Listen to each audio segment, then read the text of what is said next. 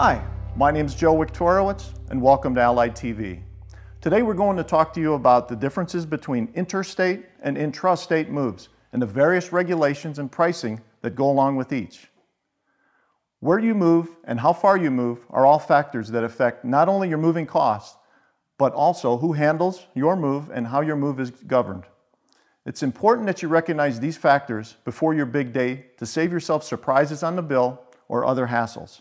So before we dive into the differences, let's clearly define what constitutes an interstate move and what constitutes an intrastate move. By definition, an interstate move is one that occurs within the borders of one state. So let's say you decide to move from Orlando, Florida to Miami, Florida. Well, because you are still moving within the same state, this move would be considered intrastate.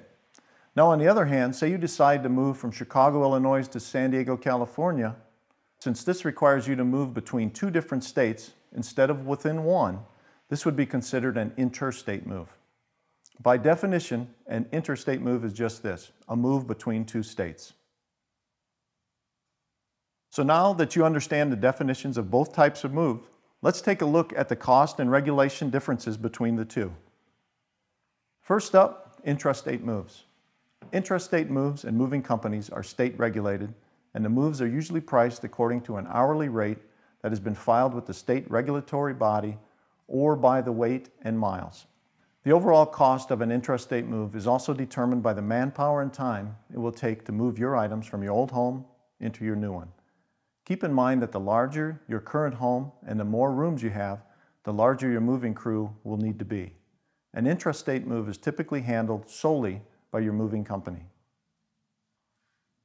Next, let's talk about interstate moves. Unlike intrastate moves, which are state regulated, interstate moves and moving companies are federally regulated, operating using tariffs.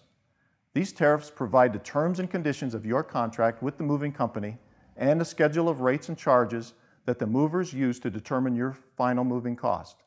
When it comes to pricing, interstate moves are priced according to tariffs, total weight of all the items being moved, and the distance it will take to get you from your current residence to your new home.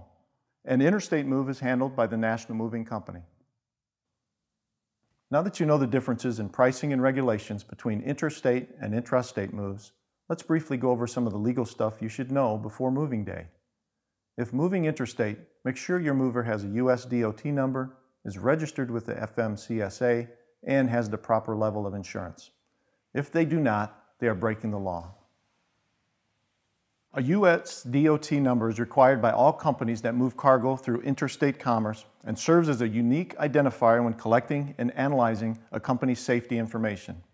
This information can be collected through audits, compliance reviews, inspections, and crash investigations.